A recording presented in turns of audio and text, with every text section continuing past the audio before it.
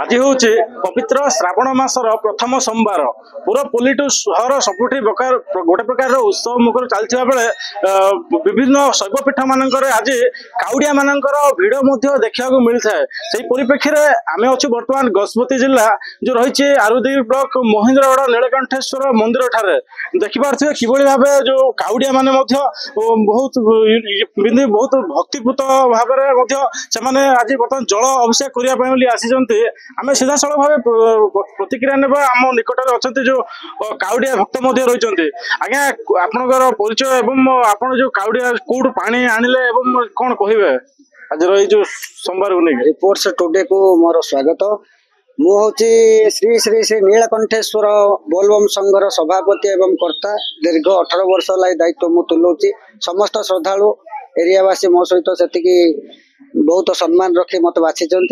आउ से ये मु भगवान को भरोसा रे यही समस्त पिला दायित्व नहीं पारुछि। आउ यही श्रावण मास है शिवंकर जलाभिषेक निमंते पवित्र मासटीए एथिरे समस्त आमे भक्त समस्त भक्त संकल्पित होई आषाढ़ पूर्णिमा व्यास पूर्णिमा ठारू एक मास धरी श्रावण गमा पूर्णिमा पर्यंत एक मास संकल्पित होई समस्त श्रद्धालु एक मन एक चित्त प्रभु को ध्यान करी श्री नीलकंठेश्वर श्री बालुंकेश्वर श्री कपिलेश्वर यही आखा पाखा जे कपिलेश्वर जहाँ अच्छा जेकोसी शैवपीठ आम आमर निष्पत्ति चिठा करूँ से मास सारा जो अच्छी तार पूर्व निष्पत्ति अनुसार आम जो दूर अच्छी 2 दिन आगु बाहर कम दूर अच्छी 1 दिन आगु बाहर से नहीं समस्त पिला को एकत्रित होई पुणी संकल्प हो जलाभिषेक करुचु। आज केते काउड़िया माने उपस्थित रही आम महेन्द्रगढ़ संघर 151 श्रद्धालु ता सहित रामगिरी 101 ता सहित अन्य ग्रामर 60 दीर्घ 350 पर्यंत श्रद्धालु एथर एकत्रित होई बाबा श्री नीलकंठेश्वर ठारे जल अर्पण कर विश्वास रही नीलकंठेश्वर बाबा कौन कहे विश्वास विश्वास तो जगत मूले विश्वास आमे विश्वास कले प्रभु अच्छा विश्वास न कले ना किंतु मोर निक जहाँ जानी आज 21 वर्ष पूर्व मोर जो बोलबम आज जानी जाऊँगी सेटा मो चंद्रगिरी ग्राम प्रथम आम गजपति अनुकूल होता श्री चित्त पट्टनायक थ्रोरे मुझे गुरु रूपे मानছি से आज स्वर्गवासी अच्छा सेठू आम कि शिखला बोलबम को जहाँ जाचु सेठार बर्तमे चंद्रगिरी आम 25-30 जन जाऊलु तापर आम से कहला मोहना महेन्द्रगढ़ छेलीगढ़ अलग है से आम 18 जन महेन्द्रगढ़ गोटे संघ संकल्पित आरंभ कलु तापर बढ़ी बढ़ी बर्तमान आज 151 पहुंची संघ आ समस्त विश्वास भगवान प्रति से विश्वास मनस्कामना पूर्ण हो समस्त श्रद्धालु यही मसरे प्रभु पाखर छुट्टी आसुन खसडारू पानी आनी बर्तमान जो नीलकंठेश्वर मंदिर में जलाभिषेक कले खाली पादरे दीर्घ 7-8 किलोमीटर 10 किलोमीटर चलुंट कष्ट होनी नहीं ये तो भगवान भरोसा ना किसी हेनी अन्य दिन में आम गोटे 5 पाउंड चलवा कष्ट हो बैक ना जाई होनी यहाँ से प्रभु नीलकंठेश्वर प्रभु महाकाल महिमा महिमा थी किसी धरा पड़ुनी माने एते आम सुख मनीष जे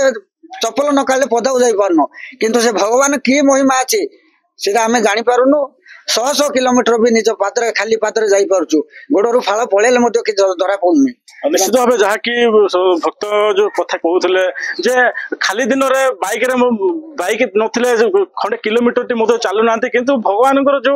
रही आशा विश्वास रही खाली पादरे गले किसी कष्ट होनी बोली जहाँकि कहते आउ जड़े भक्त रही आम सीधा सड़क प्रतिक्रिया ना आज्ञा केमी अनुभव कर आज हूँ श्रावण मासर प्रथम सोमवार केते उत्साह अच्छा विश्वास रही भगवान उपर कौन कहे हर महादेव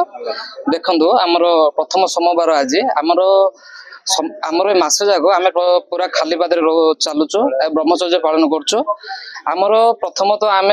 संकल्पित हो आम जो घाटर पानी आने कथा धरी आसु ये पको उत्साह तो बहुत उत्साह अच्छे देखुं आप बहुत लोक अच्छा पाखापाखि 200-400 लोक अच्छा बहुत उत्साह भी अच्छु एत संख्यक जो श्रद्धालु मैंने भी रही काउड़िया वाला काउड़िया मैंने रही कौन सब व्यवस्था सब देखो से तो व्यवस्था कहले आमर जो संघ अच्छी आमर व्यवस्था आमर व्यवस्था तो आमर सब प्रकार अच्छी तथापि से भर आमर बाहुंगी अच्छी पूजा सामान अच्छी आमर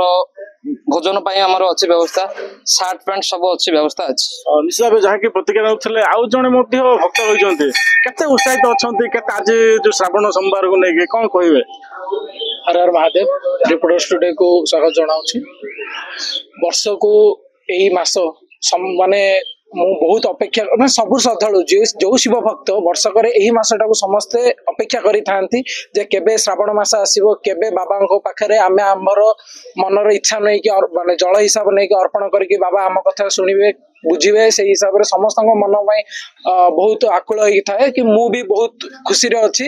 कि पुणी थरे वर्षक पर आमे बाबा पाखु आसी परछु निज दुख जणाई परछु तापर गोटे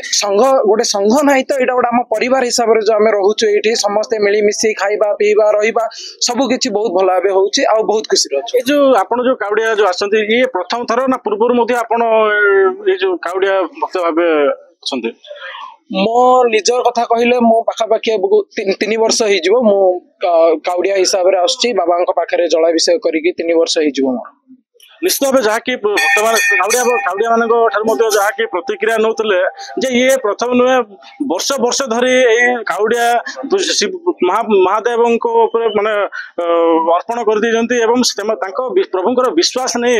आज खाली पादरे दीर्घ 8-10 किलोमीटर चली चली आसी महेन्द्रगढ़ नीलकंठेश्वर मंदिर में आसी जलाभिषेक कर गजपति जिला महेन्द्रगढ़